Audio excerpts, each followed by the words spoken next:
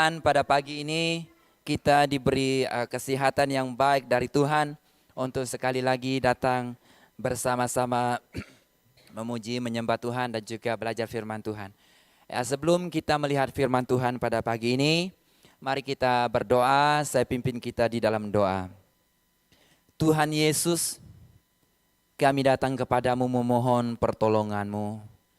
Roh Kudus-Mu Tuhan mencerahkan hati kami untuk dapat menyerapi kebenaran firman-Mu yang pasti menjadikan kekuatan bagi perjalanan iman kami. Tuhan, tolong kami semua.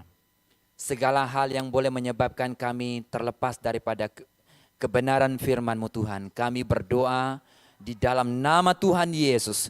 Kami tolak semuanya. Tuhan pimpin kami semua sehingga seluruh ruangan ini, bahkan juga teman rakan kami yang mengikuti secara live streaming, juga anak-anak yang beribadah di sebelah, kami mohon pimpinan Tuhan. Terima kasih Tuhan Yesus, berbicaralah kepada kami melalui firman-Mu. Di dalam nama Yesus kami berdoa. Amin. Amin. Haleluya. Saudara, saya percaya bahwa ada banyak hal yang kita pelajari setiap minggu.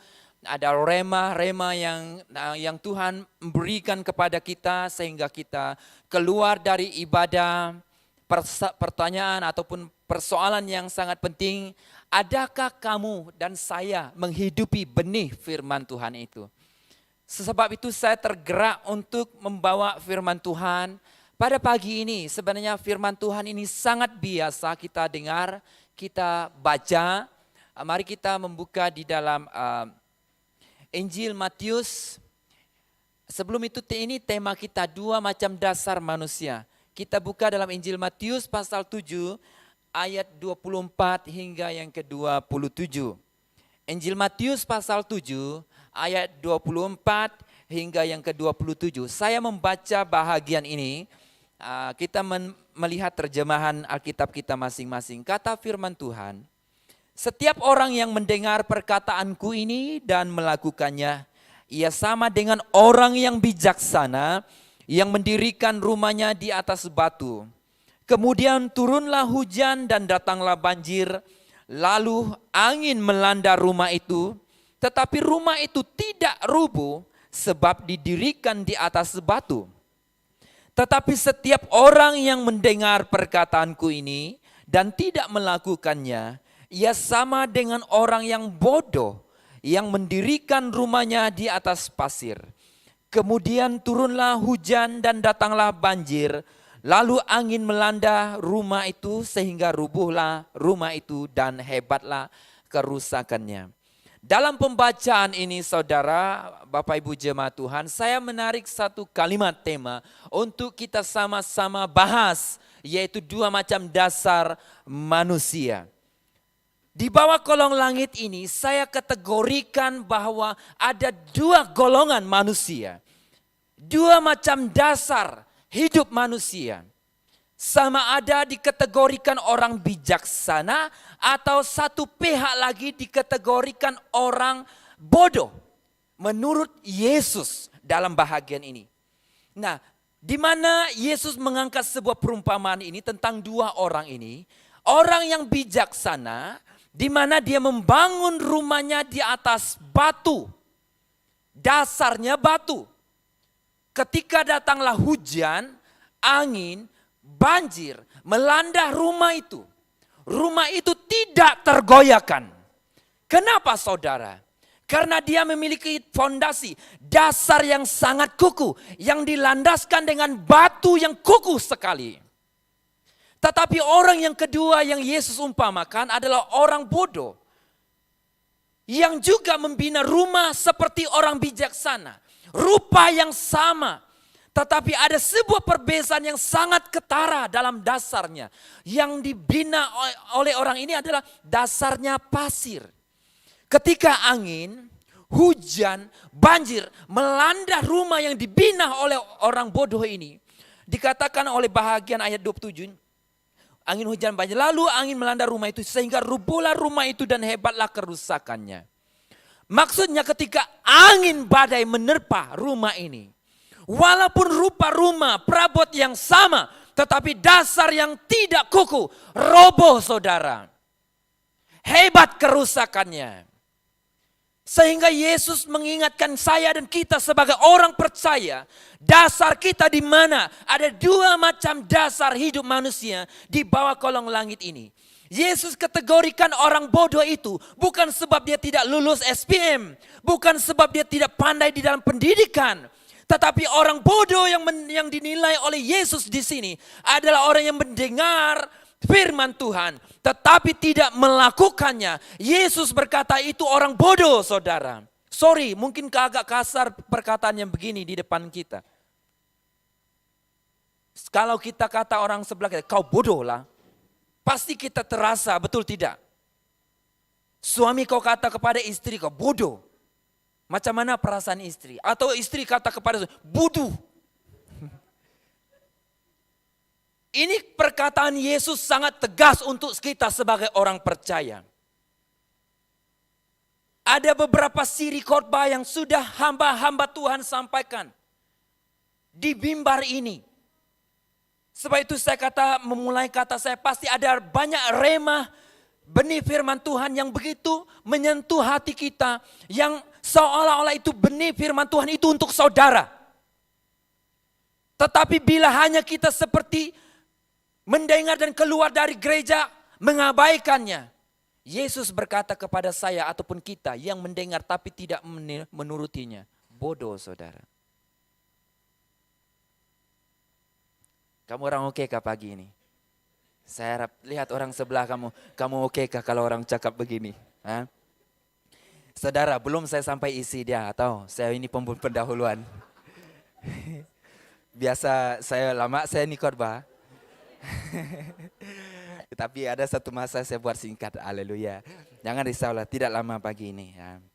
Saudara, mari kita belajar daripada ada dua perkara yang ada 4 hal yang saya akan sentuh. Pertama, pasir sebagai dasar bangunan.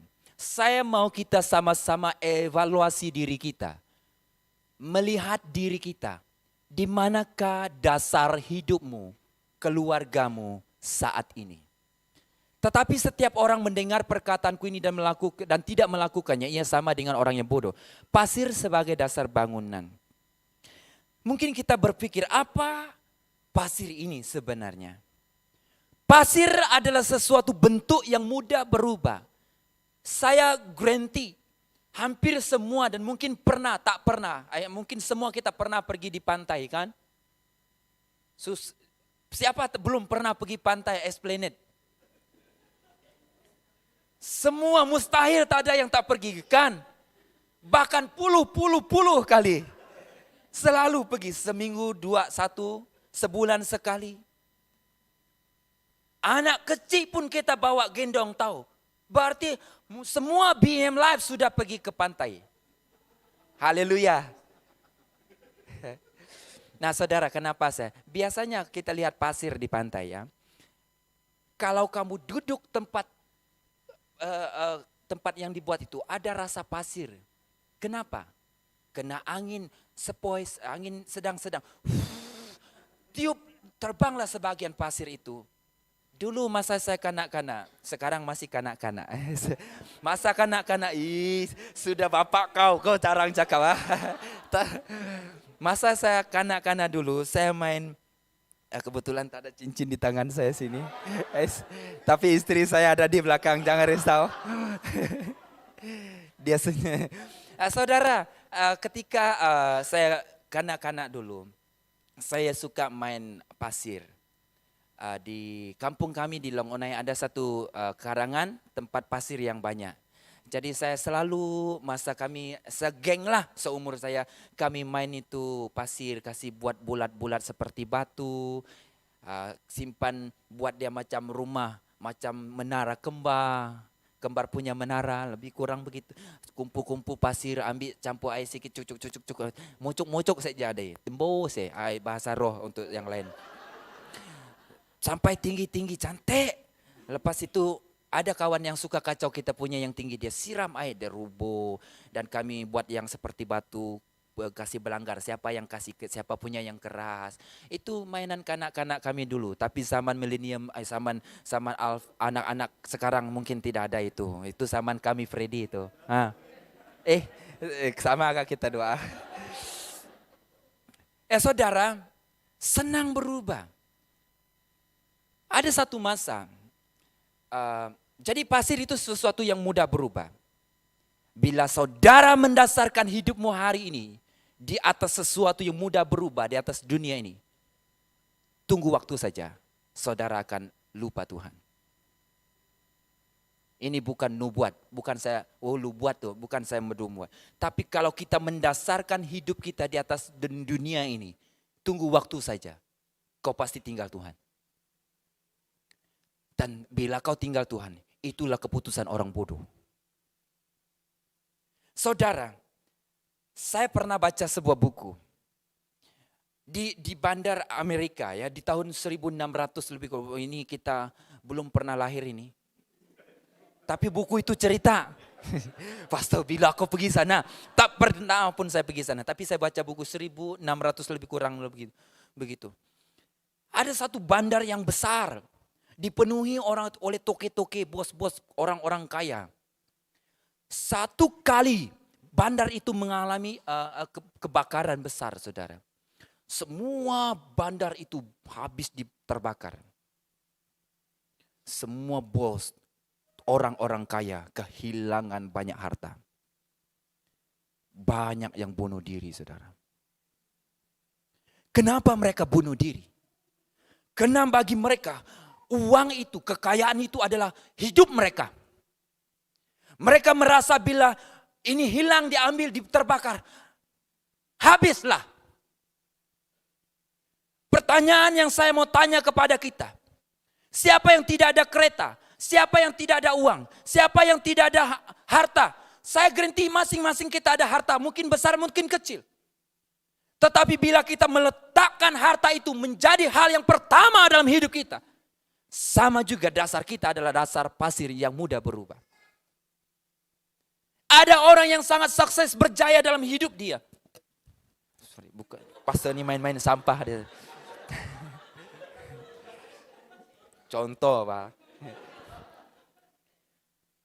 Sama juga dalam buku yang sama saya membaca seorang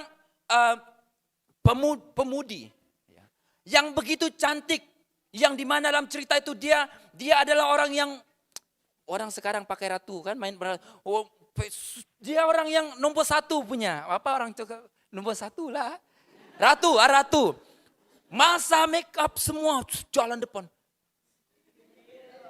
Lebih kurang begitulah, saya tak pernah pun ikut. Tapi perempuan ni, dia punya kaki kan dah tinggi. Wow, dia happy juga dan dinobatkan sebagai ratu tercantik. Tapi pada satu masa dia mengalami sakit yang menyebabkan kecacatan di muka dia. Dia tidak lagi seperti biasa yang dia tak pakai baju cukup pun masih oke.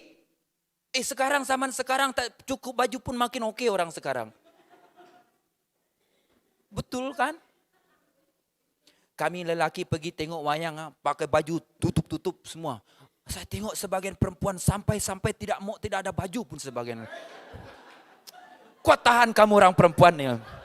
Kami sejuk, perempuan panas. Lebih kurang begitulah bagi yang tidak pakai baju maksud saya. Dia panas lah tuh kan kami ni tengok. Itu sorry pergi ke sana. Itu nah, saudara. Jadi ketika hal ini berlaku, dia ambil pisau. Dia mau cucuk, dia mau bunuh diri. Yang saya ceritakan tadi, ratu itu. Kenapa saudara? Karena dia tidak dapat menerima keadaan diri dia. Karena dia mengalami kecacatan di muka dia. Dia tidak berani menampilkan dirinya di muka kelayak orang ramai. Karena dulu dia berani karena dia cantik. Tetapi selepas itu dia tidak berani keluar. Karena muka dia tidak seperti yang dia harapkan. Tidak seperti pada zaman sebelumnya, saudara. Ada orang yang membangun dasar hidupnya di atas kecantikannya sahaja. Bila hal saudara lakukan hal ini, kekuatan saudara pada hari ini, sama halnya saudara membangun hidupmu di atas pasir yang mudah berubah. Banyak perkara, ada ramai orang yang pernah bunuh diri.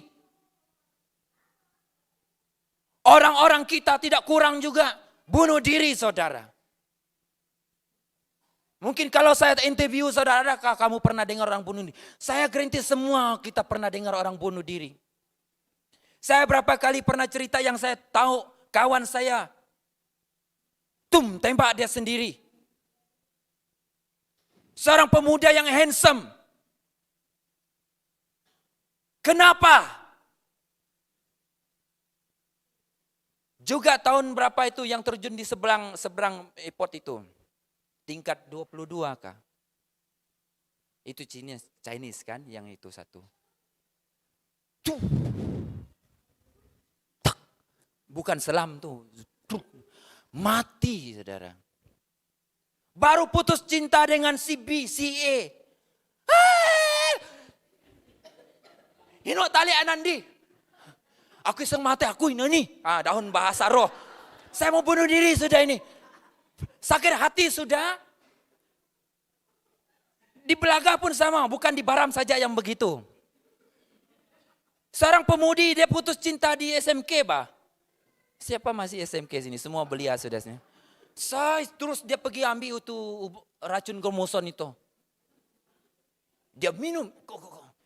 Tahu kenapa dia minum? Hanya sakit hati dengan si B, si boyfriend dia tuh. B itu boyfriend dia tuh. So dia putus cinta dengan dia. Dia minum racun, saudara. Bagus itu pas Saman doa dia.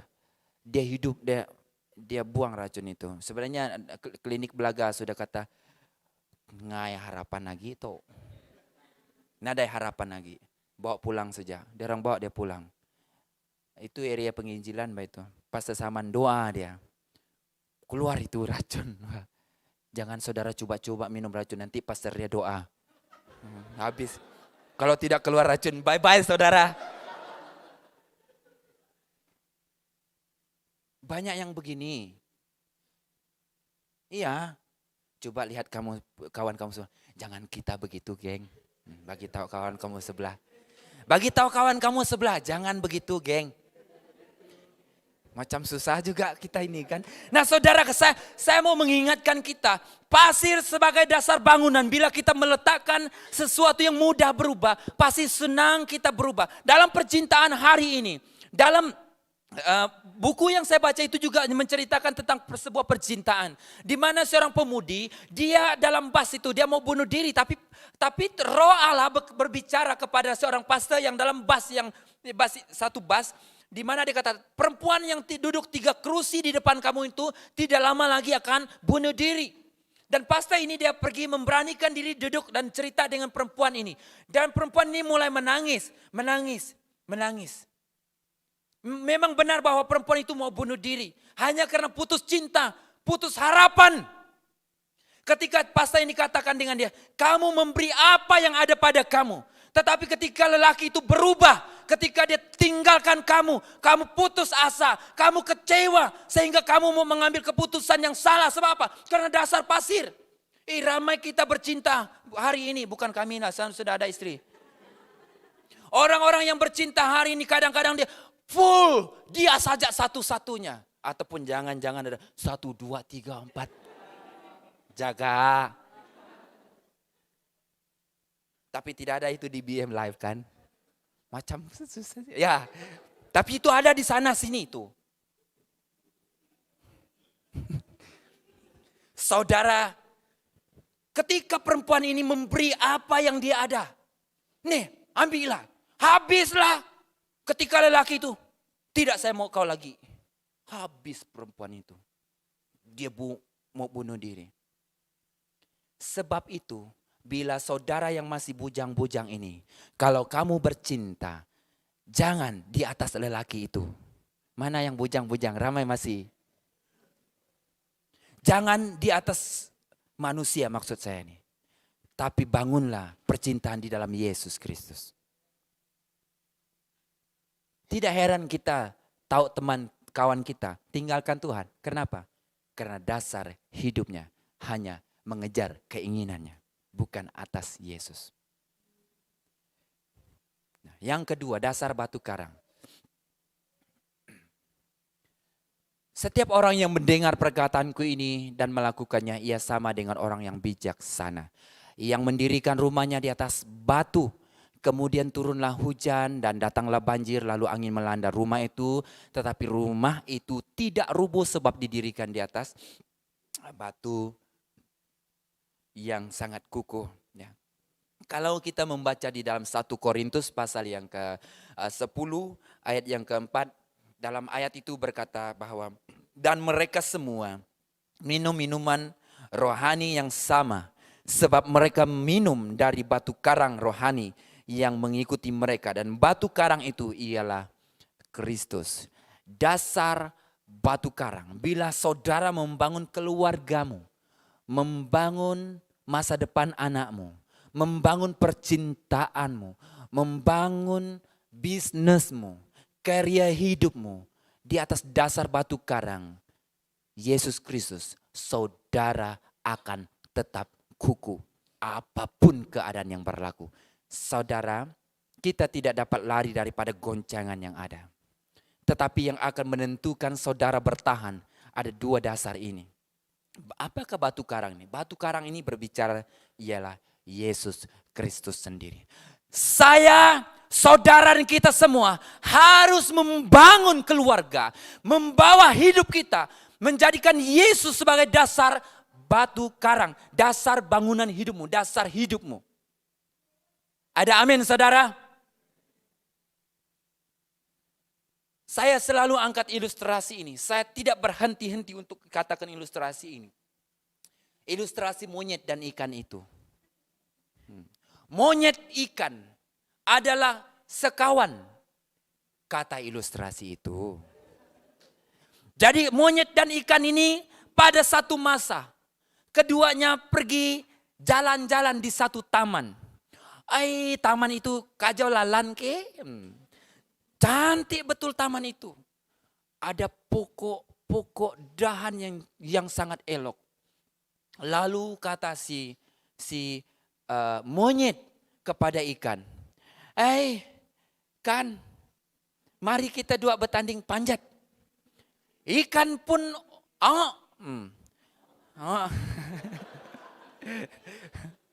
Lalu monyet dan ikan ini, kan monyet memang ada di atas dahan, hidupnya di atas pokok. Dia panjat dengan lambaian tangan ke atas, dah pegang sedahan. Lompat ke atas, dah tinggi di atas. Sekali dia melihat ke bawah, si monyet, si ikan masih lenggang, di bawah pokok. Dan pada hari itu saudara, kemenangan di pihak monyet. Monyet menang. 1 minggu berikutnya, keduanya pergi lagi. Jalan-jalan, ngam-ngam, con-con ke Sidaya. Itu satu kolam jernih, sungai yang jernih. Ingatlah si ikan. Minggu lepas kami dua bertanding panjat. Bagus saya bawa si monyet bertanding selam. Dia cakap dengan monyet, nyet, kita dua bertanding selam. Kata si monyet, on. Monyet memang pandai selam, saudara.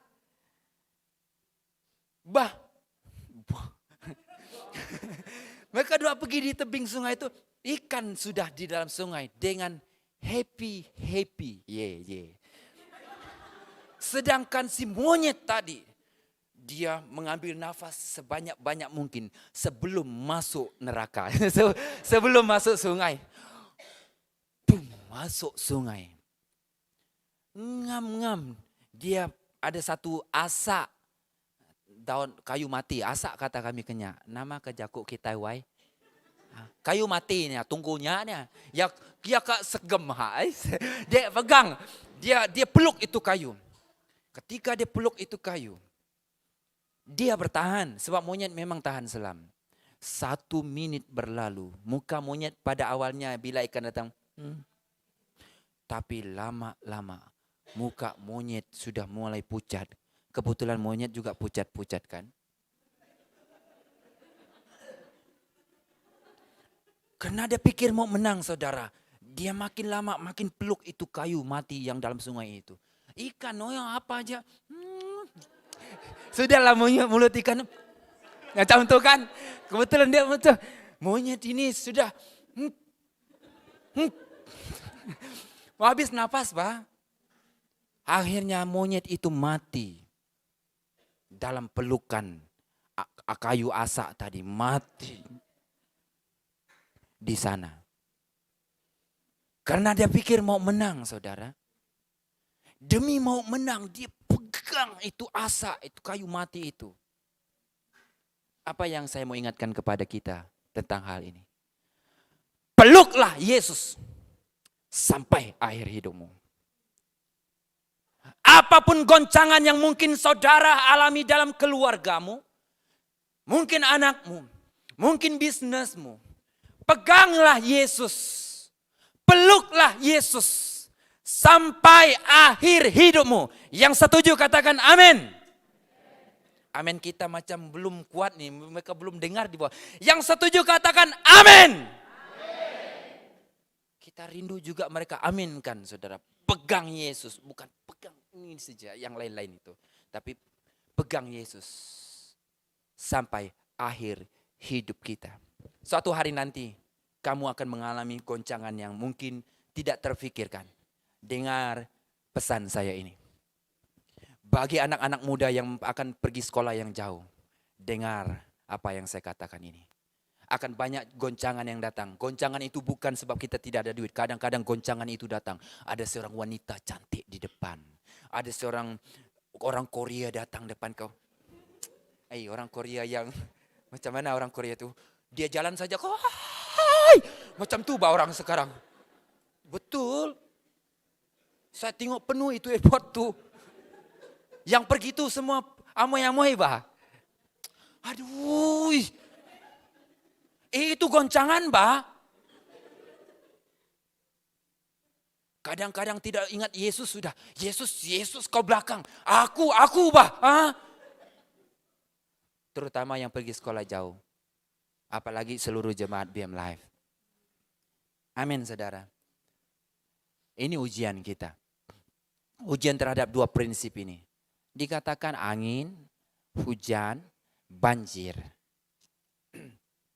Angin ini berbicara tentang pekerjaan iblis. Iblis selalu berusaha menggoncangkan fisikal kita kadang-kadang. Menggoncangkan keadaan-keadaan saya dan keluarga. Banyak kali mengalami goncangan ujian daripada setan, kuasa kegelapan.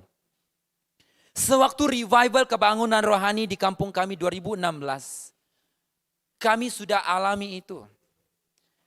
Sebelum pandemik, saya dan istri mengalami perkara yang seperti itu. Satu perkara yang paling serius yang dalam hidup saya hadapi adalah ketika saya pergi doakan orang dan pulang. Sampai saya masuk ke rumah, terus saya tidur, sebenarnya saya mau tidur. Tapi saya lihat seperti penglihatan. Saya masuk ke, yang waktu saya pulang tuh, bila saya baring kan, terus saya tutup mata, saya seperti di luar rumah. Di luar rumah itu ada puting beliung deras, angin yang sangat deras sekali, mau hujan gelap, ada puting pula. Itu puting beliung, puting beliung lah. Ada guntur salah. Kalau pendek bahasa tuh tidak ngam juga tuh. Ada guntur, gong. Guntur Pak. Susah sebut dia. Saya lari ke rumah untuk balik ke rumah. Rupa-rupanya saya balik ke rumah tempat saya baru pergi doa itu. Saya baring. Bila saya baring saya lihat kedua orang tadi yang baru saya doa. Malu saya sebab rupanya saya baring di dalam bilik kedua yang saya doa itu. Saya terus tanya kepada ibu, kamu oke sudah kah? Pastor saya oke sudah. Baru saya mau bangun dari katil sebab saya malu. Saya mau keluar dari bilik keduanya. Ada seorang wanita di depan. Saya cerita sedikit macam mana salah satu cabaran yang paling berat. Banyak juga cabaran kami, tapi itu salah satu iblis lah yang paling berat kami hadapi. Di sini, di kampung ada juga sampai orang bawa parang. Bila saya mau keluar, di depan bilik keduanya ada seorang perempuan. Saya kata dia perempuan sebab dia pakai tudung, dia tutup muka kain hitam, hanya paras mata ini sejak saya lihat. Dia berdiri di depan pintu, dia kata, kenapa kamu ganggu saya? Kamu yang ganggu mereka dua, saya katakan. Dia marah, dia pegang satu keris. Di keris itu di tangan dia cucuk kaki suami dia, sempat kena ya. Ujung kaki suami dia kena. Saya teriak, jangan kacau mereka dua.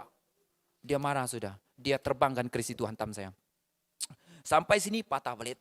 Banyak kali saudara, saya doa dalam nama Yesus saya patahkan roh ini. Saya berdoa. Makin lama makin kabur saya lihat dia. Tidak, akhirnya dia tukar arah keris itu. Dia hantam kepala dari atas. Keris itu terbang, dia turun hantam. Tapi saya rasa angin. Dari atas dia patah balik. Saya tengok keris itu patah, dia hantam lagi. Saya doa dalam nama Yesus. Tapi semakin kabur saya lihat. Sempat saya pikir begini. Jangan-jangan orang ini datang paksa bawa itu keris macam ni. Datang jumpa. Dia paksa-paksa masuk dalam badan saya kan. Karena kuat juga. Karena tidak masuk kan. Jangan-jangan dia paksa kasih masuk dalam badan saya, dalam hati saya. Saya cakap dengan suami istri, kamu gerakkan saya. Teriak saya suruh tolong gerakkan saya. Rupanya saya sudah teriak besar. Istri saya yang gerakkan saya dalam rumah kami. Dia cakap saya. Woi, itu bahasa dia dengan saya. Macam mana kamu orang panggil kamu orang punya dalil? Macam mana Pastor Raymond? Wih, ini balok Aisyah. Saya bangun saudara. Saya terus sambung doa, saya tidak respon. Mungkin lebih kurang 7 kali saya doa dan amin, baru saya cerita dengan dia. Situasi peperangan yang sangat berat dan itu permulaan saya lawan itu roh itu. Dan saya puasa berikutnya, saya pergi doa dia lagi. 3 hari saya doa puasa, saya sambung doa dia berapa kali. Oke, itu sampai sana lah. Apa yang saya mau katakan ini adalah satu ujian. Orang yang pernah pergi doa dia, yang pernah pergi urut dia, tak dapat tidur, kena ganggu. Dan mereka langsung tidak mau berurusan dengan dia lagi. Baru saya tahu berikutnya begitu. Apa yang saya katakan ini bahwa kita mengalami ujian. Kadang-kadang serangan demi serangan kita alami. Yang saya katakan di kampung kami itu, mak saya ada di sini. Dia pun tahu. Orang yang kami doakan itu lepas itu dia kerasukan pukul 3 pagi. Dia teriak. Dia sebut saya setan. Dia bawa parang keluar, dia panggil orang turun. Mana ada orang di kampung kami, masa itu tidak ada lampu 24 jam nih. Gelap, hanya ada cahaya terang bulan-bulan tuh. Ya. Kebetulan kemarau terang dia cahaya itu, saya dapat lihat dia teriak turun. Dia kata, saya setan. Bergegar juga saya tahu. Walaupun badan saya macam ini. Bergegar saya. Saya tahu yang dalam dia itu bukan diri dia, tapi itu roh jahat. Dia naik, dia turun, dia bawa parang sudah. Panjang juga cerita itu, saya tutup sampai di sana. Tapi dia tidak dapat lihat, tidak dapat sentuh abang saya termasuk kami semua. Karena Tuhan menjaga. Kalau kita tidak bergantung kepada Tuhan, saya garanti abang saya mungkin akan ada pertumpahan darah, mungkin ada kematian. Sebab dia dirasuk setan, dia bawa parang, dan apa yang penyataan yang saya lihat masa itu memang mereka cari untuk mau buat dia betul-betul.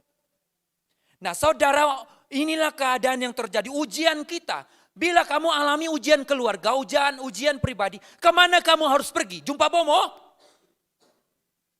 Mana kamu harus pergi?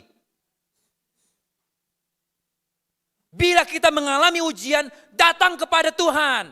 Amin saudara. Saya sudah ada seorang abang saya yang sudah meninggal. Satu masa ketika kami di ICU, mendiang abang saya ini, bagi saya dan keluarga, kami mau dia sembuh. Ada seorang nenek, cucu dia juga dalam ICU tempat abang saya. Nenek ini kata dengan kami, ada satu obat. Obat ini boleh sambung tulang. Sebab abang saya dia patah 3 tulang leher ini. Itu yang buat dia tidak dapat ya. So dikatakan kalau dibuat ini, dia boleh sambung tulang-tulang itu dikatakan. Dan bagi saya best. Oke lah, kamu ada obat itu bagi saya, macam mana? Dia kata, esok kamu datang ke rumah. Kamu bawa daun sirih, kamu bawa limau, kamu bawa itu ayam hitam. Dalam hati saya, lain-lain sudah ini. Saya kata dengan dia, oh saya tidak perlu itu, terima kasih tidak perlu. Anak dia, cucu dia pun teruk-teruk sana. Dia mau pakai jampi-jampi sudah bang. Kami tidak perlu itu. Bagi saya, abang saya sangat penting. Tetapi saya penting Tuhan lagi daripada kita mengambil dasar yang bukan Tuhan. Ini ujian saudara. Pertanyaan saya sekali lagi, apakah ujian yang saudara hadapi? Selain itu, hujan. Hujan ini bicara tentang berkat. Siapa yang tidak ada berkat? Ada orang yang sampai pangkat yang lebih tinggi, ada uang yang banyak. Bila saya cakap dengan seorang staf kami di pusat, baru ahad ini, kami dua cerita. Saya katakan begini, kadang adik-beradik lupa. Ada adik-beradik yang paling menonjol, paling dominan, bila ada harta ibu bapak, dia ambil semua. Dan dia tidak kisah adik abang dia. Yang penting dia pandai, dia ambil semua tanah milik dia sendiri. Ada orang yang begitu saudara. Saya tidak tahu ada yang dalam gereja kita ini atau tidak. Sampai mereka tidak membahagikan secukup baik-baiknya antara adik-beradik. Pergaduhan dalam keluarga terjadi. Adik-beradik sesama makan dari mak mereka dulu. Sekarang menjadi musuh yang tidak damai aman. Hanya sebab harta orang tua yang diturunkan, kewariskan kepada generasi anak mereka berikutnya. Kalau saya pandai dan lebih bijak, saya ambil semua harta daripada orang tua saya. Sedangkan saya abaikan adik-adik dan abang saya yang lain. Itu sudah tidak betul saudara.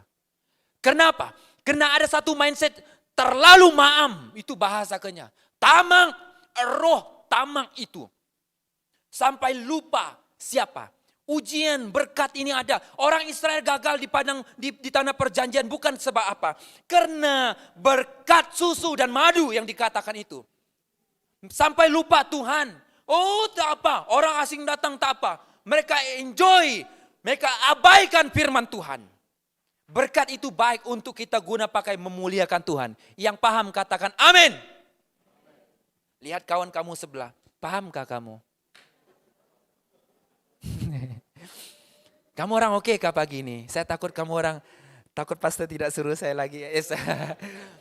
Saudara, mari sama-sama evaluasi diri kita. Jangan pikir begini, ngam itu untuk dia. Ini untuk saya juga ini. Untuk kita semua saudara.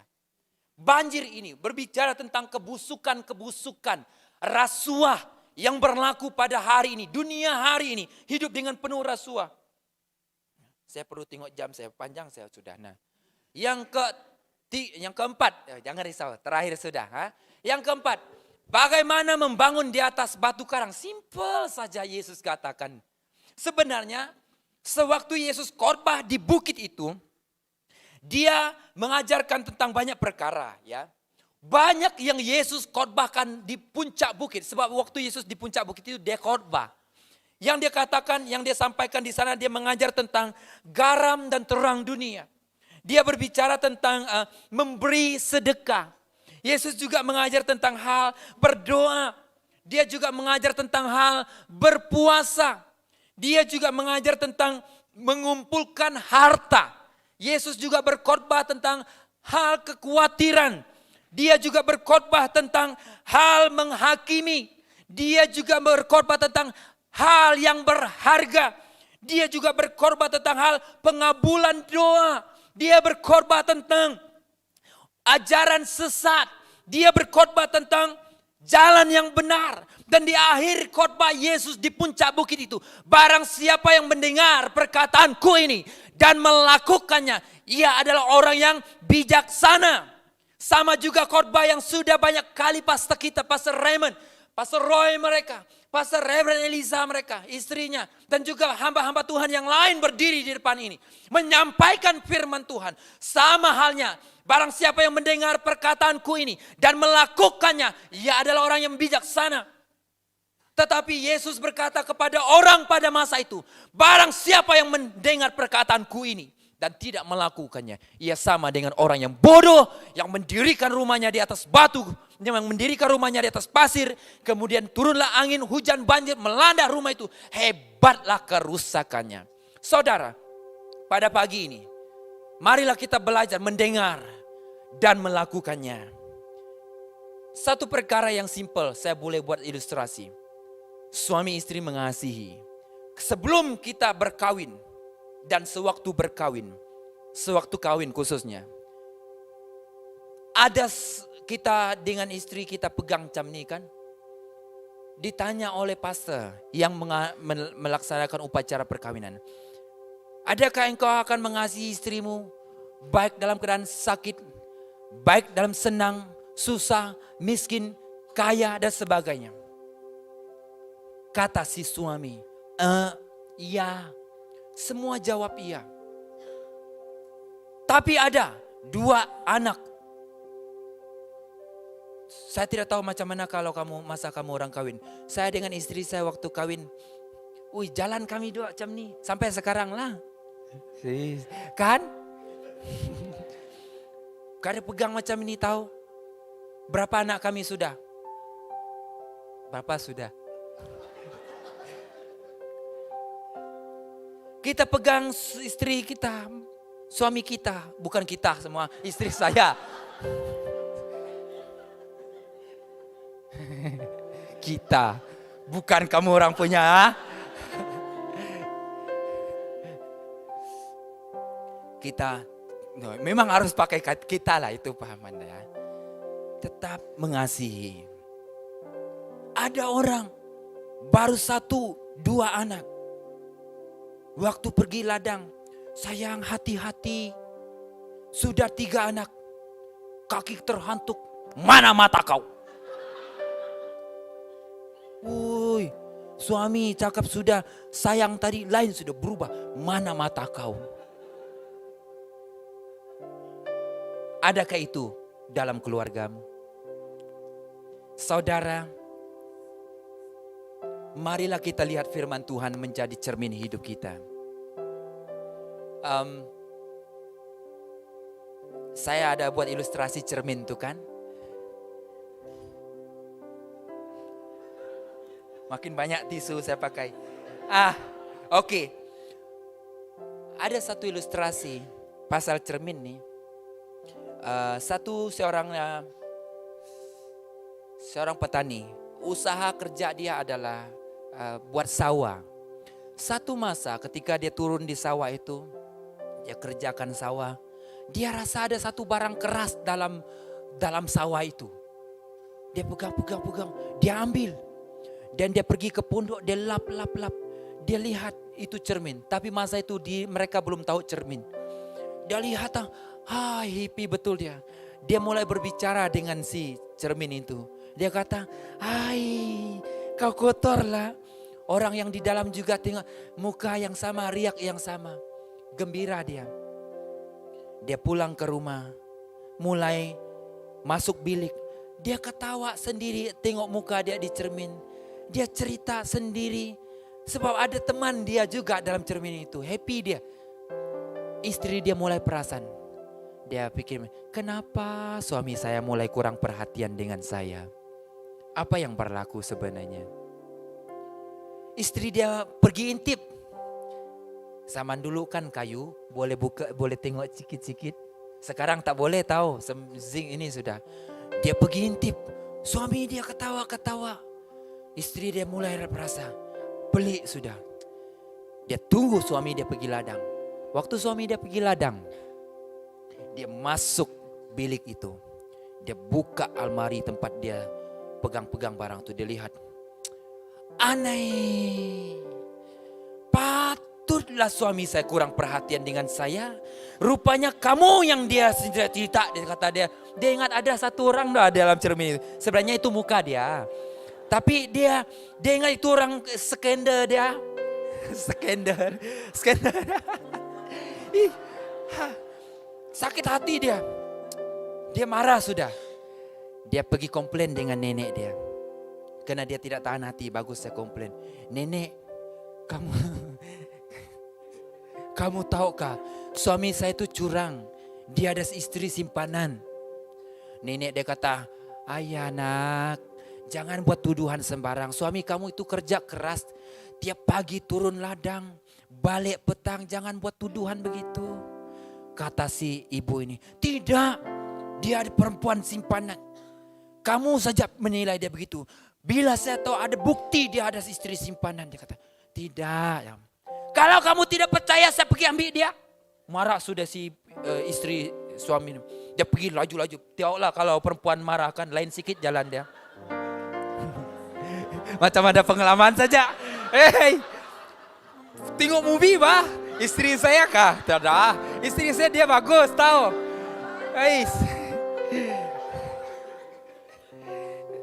Lain berjalan orang. Laju-laju. Datang dia. Terus dia pergi jumpa nenek itu. Nih, ini dia. Kau tidak percaya. Muka sudah pucat sikit marah. Nih. Sekali saya tengok nenek itu tengok. Alah, dia cakap, tua sudah ini. Mana mungkin suami kamu mau yang tua begini? Kata si ibu itu, mana dia tua? Dia masih muda. Dia ambil. Dia tengok, nah, masih cantik dia. Nenek cakap, jangan macam-macam. Ini tua, mana mungkin suami kau suka yang tua. Nih, habis dah gigi dia tuh. Saudara, ilustrasi ini mengingatkan kita bahwa firman Tuhan itulah cermin hidup kita. Mungkin ada di antara saudara di sini susah untuk terima teguran. Tapi adakah saudara duduk, berbicara dan tanya Tuhan untuk Tuhan proses hidupmu? Tidak semua orang dapat terima apa yang saya katakan di sini. Tidak semua orang yang senang untuk dengar nasihat orang lain. Tapi yang saya mau tanya pada pagi ini, adakah saudara ambil Alkitab, firman Tuhan itu untuk menjadi cermin hidupmu? Hari ini saudara, pagi ini saya mau mendorong semua kita. Ambil firman Tuhan. Renungkan dan baca nasihat firman Tuhan. Sebab itulah makanan rohani kita. Mendengar dan lakukannya. Mari kita berdiri bersama. Saya senang hati dengan istri saya sendiri ya. Tiap pagi dia rajin baca firman Tuhan. Rajin dia baca. Berbanding saya di rumah. Karena saya banyak di office lah saya ambil masa. Secara tidak langsung satu pengalaman, satu pengajaran yang menginspirasikan bahwa tidak semestinya dia dapat dengar nasihat saya. Tidak semestinya juga saya dapat dengar teguran dia. Tapi bila kita ambil firman Tuhan. Dan dia selalu kongsikan apa firman Tuhan. Betulkah ini? Betulkah yang begini? Pagi ini buka hati kita. Selepas khotbah ini akan banyak lagi hamba-hamba Tuhan yang mungkin firman Tuhan yang sangat sedap diberi untuk kita. Dengar dan lakukannya. Mari kita menyembah Tuhan.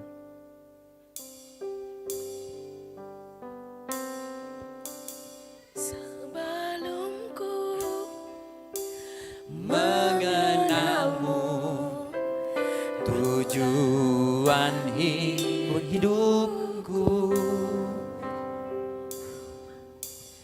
namun Engkau tak pernah lelah mencari diriku. Sebelumku mengenangmu, ku buang hidupku. Namun Engkau tak pernah lelah mencari diriku.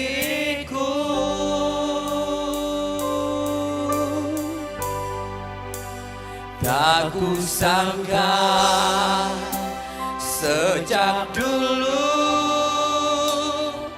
Kau menunggu hidupku di altar-Mu. Ku sadari selama ini Kau menanti. Ku akui semua dosaku, ku lepas kehendakku, biar seluruh nafasku memuliakan-Mu. Yesus Tuhan, Kau Rajaku.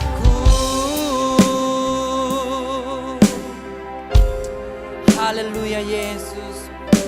Sejak Engkau memilihku sebelum ku ada, jemari-Mu yang menununku serupa gambaran-Mu. Sebelum ku mengenal-Mu, ku buang hidupku. Biarlah ini doa kita kepada Tuhan. Namun Engkau tak pernah lelah mencari diriku.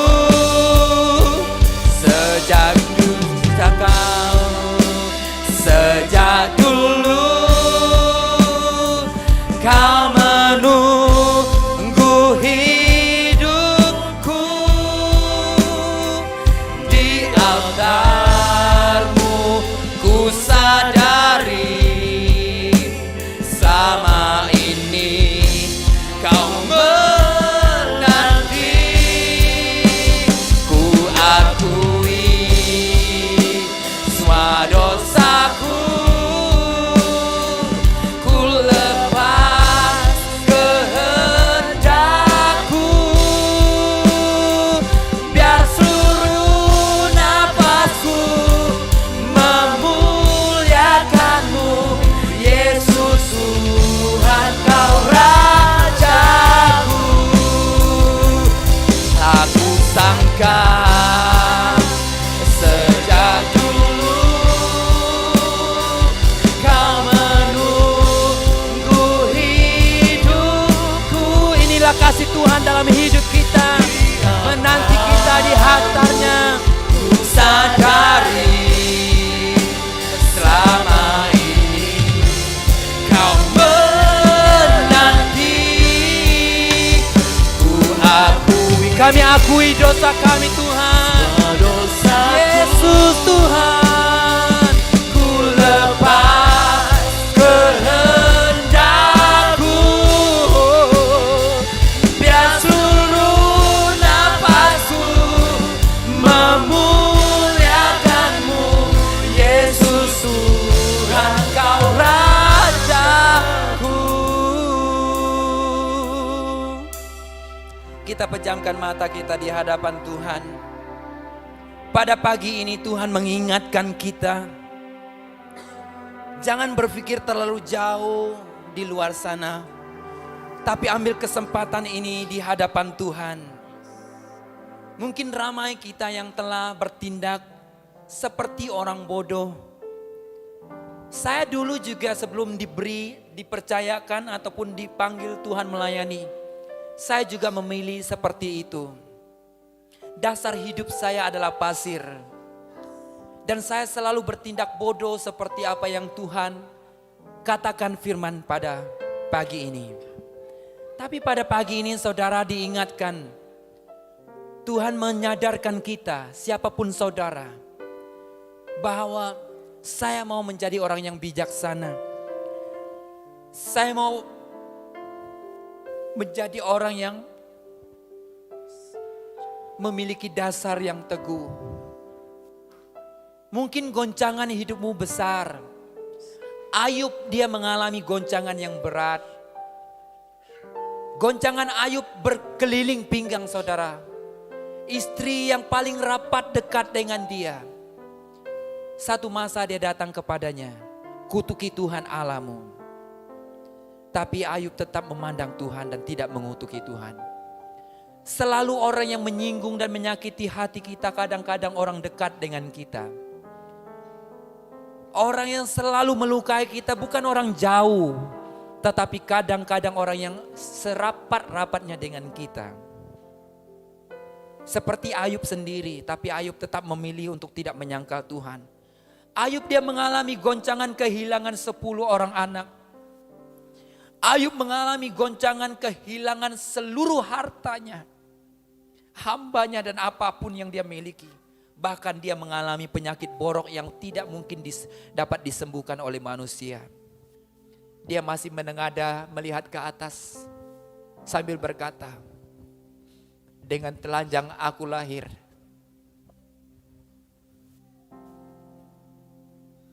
Dengan telanjang saya akan kembali kepada Bapa.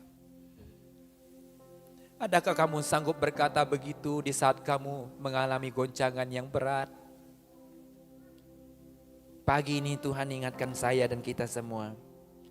Renung diri kita. Goncanganmu mungkin terlalu berat yang mungkin orang tidak dapat selami. Tapi hari ini kamu berkata, Tuhan, saya mau menjadi orang bijak.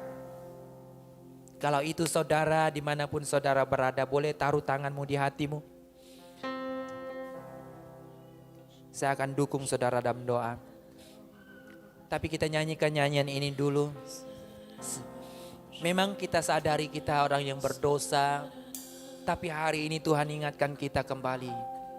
Kita nyanyikan nyanyian ini. Haleluya. Tak kusangka sejak dulu kau hidupku. Namun engkau tak pernah lelah mencari diriku. Tak kusangka sejak dulu ku buang hidupku. Namun engkau tak pernah lelah mencari diriku. Tak kusangka sejak dulu kau menunggu hidupku di altarmu. Ku sadari selama ini kau menanti. Ku akui, kami akui dosa kami Tuhan. Kami lepaskan segala apa yang ada pada kami. Yesus Tuhan, biar seluruh nafasku memuliakan-Mu. Yesus Tuhan, Kau Rajaku. Tak kusangka sejak dulu Tuhan menunggu kita kembali kepadanya. Haleluya. Hidupku di altar-Mu, ku sadari selama ini Kau menanti. Ku akui semua dosaku, kami akui Tuhan. Lepas kehendakku, biar seluruh nafasku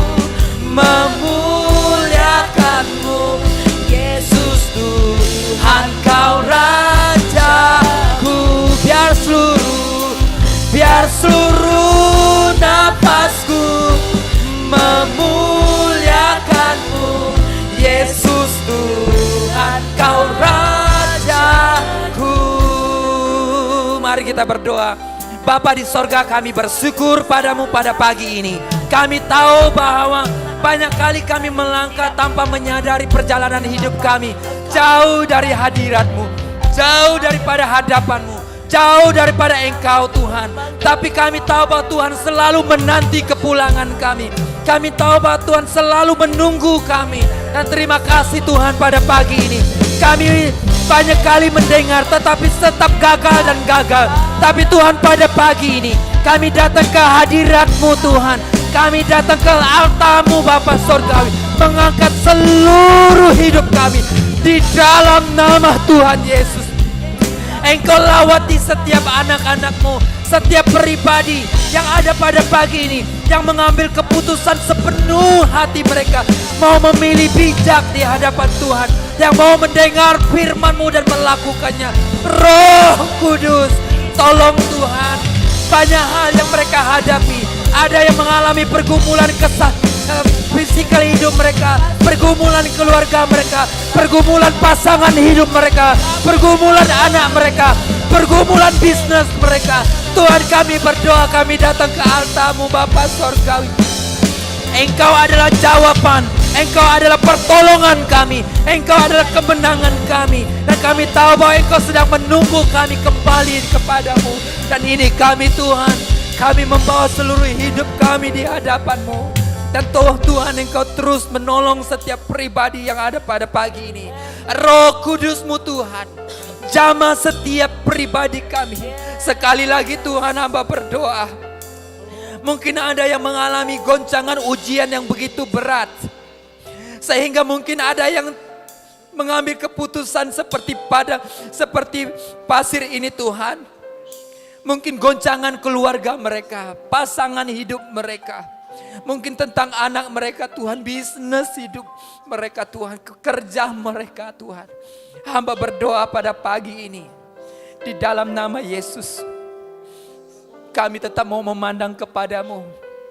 Dan kami mau mendengar Tuhan sendiri berkata, "Hai, ini anakku yang setia, anakku yang bijaksana."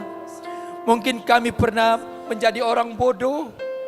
Mungkin ada ramai yang telah memilih seperti orang bodoh ini. Tapi pagi ini Tuhan, kami tidak bodoh selamanya.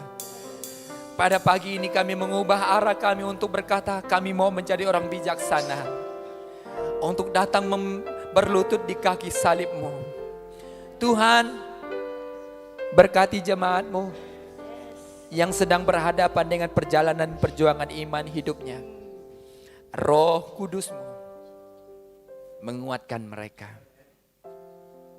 Kami tahu Tuhan menanti sejak dulu dan akan menuntun kami dalam perjalanan iman yang kuat. Terima kasih Tuhan. Kami bersyukur buat firman-Mu. Hanya di dalam nama Yesus Kristus kami berdoa. Semua kita katakan amin, amin, haleluya. Haleluya, jemaat Tuhan dipersilakan duduk semua.